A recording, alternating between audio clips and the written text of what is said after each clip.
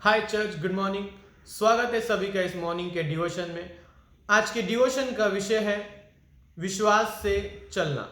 इसके लिए हम लोग एक वचन पढ़ते हैं, इब्रानी की किताब उसका 11वां अध्याय और उसकी 6वीं पंक्ति। यहाँ पे इस तरीके से लिखा हुआ है, विश्वास बिना उसे प्रसन्न करना अनहोना है, क्योंकि परमेश्वर के पास आने वाले को विश्वास करना चाहिए कि वह है और अपने खोजने वाले को प्रतिफल देता है। विश्वास से चलना, विश्वास और चलना, ये दोनों ही बातें एक दूसरे से जुड़ी हुई है। जैसे कि अगर मैं किसी परिस्थिति में चलता हूं तो उस समय मुझे परमेश्वर पे विश्वास करना जरूरी है, और यदि मेरे पास विश्वास है तो मुझे उस विश्वास से चलना जरूरी है। तो ये दोनों ही बातें, विश्वास और चलना, ये दोनों ही बातें एक दूसरे से जुड़ी हुई है। ऐसा नहीं कि मैं विश्वास करता हूं पर मैं चल नहीं रहा तो मेरा विश्वास एक तरीके से व्यर्थ है। मैं चल तो रहा हूं पर मेरे पास विश्वास नहीं है तो मेरा चलना एक तरीके से व्यर्थ है। मत्ती की किताब उसका 8वां अध्याय उसकी 5वीं पंक्ति में यहां पर एक सूबेदार है जिसका दास बीमार होता है। वो यीशु मसीह के पास आकर कहता है कि मेरा दास बीमार है, तू उसे ठीक कर। यीशु मसीह उसे कहता है कि मैं तेरे घर आकर उसको ठीक करूंगा। ये सूबेदार यीशु मसीह को कहता है कि प्रभु, तुझे आने की जरूरत नहीं, तू ये यहीं पर तू अपने मुंह से कह देगा तो वहां पर मेरा दास ठीक हो जाएगा। जब यीशु मसीह इस बात को सुनते हैं तो वो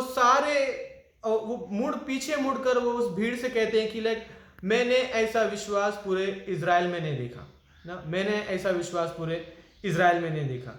हम एक और उदाहरण देख सकते हैं कि राहाब का, जब यहोशू अपने 2 भेदियों को यरीहो देश में भेजता है तो सारा यरीहो देश घबराहट में है। सब लोग चिंतित है कि 2 भेदिए आए हैं हमारे देश का भेद लेने के लिए, बट सिर्फ एक अकेली लेडी राहाब इन दोनों लोगों को अपने घर में छुपा के रखती है। क्यों? क्योंकि उसका विश्वास था परमेश्वर पे। हम देखते हैं कि राहाब ने कब से परमेश्वर पे विश्वास करना शुरू किया।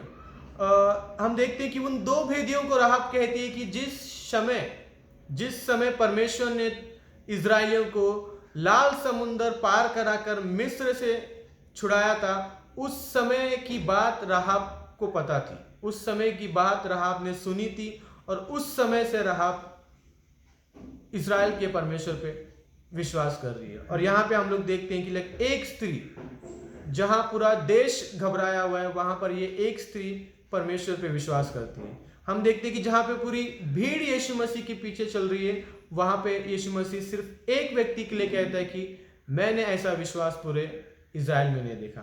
हम यहाँ पे देखते हैं कि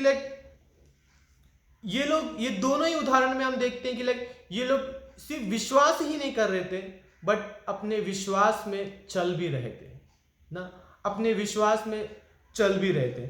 हम देखते हैं कि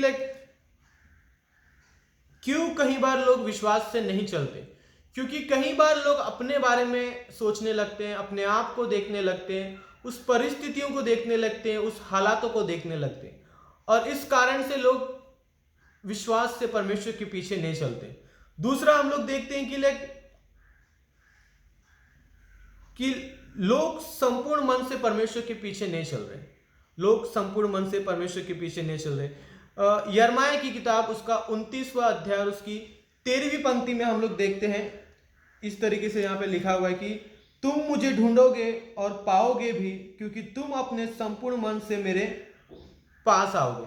यहाँ पे हम लोग देखते हैं कि परमेश्वर यिर्मयाह के 29 के 13 में कहता है कि जब तुम अपने संपूर्ण मन से मेरे पास आओगे तब तुम मुझे पाओगे भी। तो हम लोग देखते हैं कि क्यों लोग विश्वास से नहीं चलते। पहला, जब उनका ध्यान परमेश्वर से हटकर परिस्थिति पे जाता है या अपने आप पे जाता है, अपनी कमजोरियों पे जाता है या अपने हालातों पे जाता है, तब वो विश्वास से नहीं चलते। दूसरा, हम देखते हैं कि जब उनका संपूर्ण मन परमेश्वर पे नहीं होता, जब अपने संपूर्ण मन से परमेश्वर को नहीं देखते, तब वो अपने विश्वास से नहीं चलते। नीति वचन उसका 3रा अध्याय उसकी 5वीं पंक्ति कहती है कि तू अपनी समझ का सहारा ना ले, परंतु अपने संपूर्ण मन से यहोवा पे विश्वास रख। और क्या क्या बात है जो हमें परमेश्वर के पीछे विश्वास से चलने के लिए मदद करेगी? ऐसी क्या बात है जो हमें परमेश्वर के पीछे विश्वास से चलने के लिए मदद करेगी? परमेश्वर की विश्वास योग्यता हमें परमेश्वर के पीछे चलने के लिए मदद करेगी।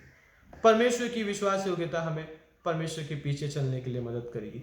ये सूबेदार के विषय में ज्यादा कुछ तो नहीं लिखा, बट मुझे ऐसा लगता है इस सूबेदार ने कहीं ना कहीं तो यीशु मसीह के बारे में सुना था कि परमेश्वर किसी ना किसी के जीवन में विश्वास योग्य है, और वो सुनकर वो यीशु मसीह के पास आके कहता है, प्रभु मुझे तुझ पे विश्वास है और मुझे तुझ पे इतना विश्वास है कि तू यहाँ कह दे तो मैं यहाँ से चले जाऊंगा विश्वास कर कर, और मेरा दास ठीक हो जाएगा। परमेश्वर की विश्वास योग्यता उसने, मुझे नहीं पता उसने अपने जीवन में इससे पहले कभी देखी कि नहीं देखी, शायद उसने किसी और के जीवन में देखी परमेश्वर की विश्वास योग्यता, और उससे वो परमेश्वर पे विश्वास करता है, और परमेश्वर कहता है कि ऐसा विश्वास मैंने पूरे इज़राइल में नहीं देखा। हम लोग देखते हैं कि जहां पूरा शहर घबराहट में है, वहां पर एक स्त्री राहाब विश्वास से चलती है। क्यों? क्योंकि वो कहती है कि मैंने देखा था कि किस तरीके से परमेश्वर विश्वास योग्य था जब इजरायली लाल समुद्र को पार कर रहे थे, जब इजरायलियों ने मिस्र से निकल के आए और परमेश्वर ने किस तरीके से मिस्र को पूरी तरीके से लाल समुद्र में डुबा दिया।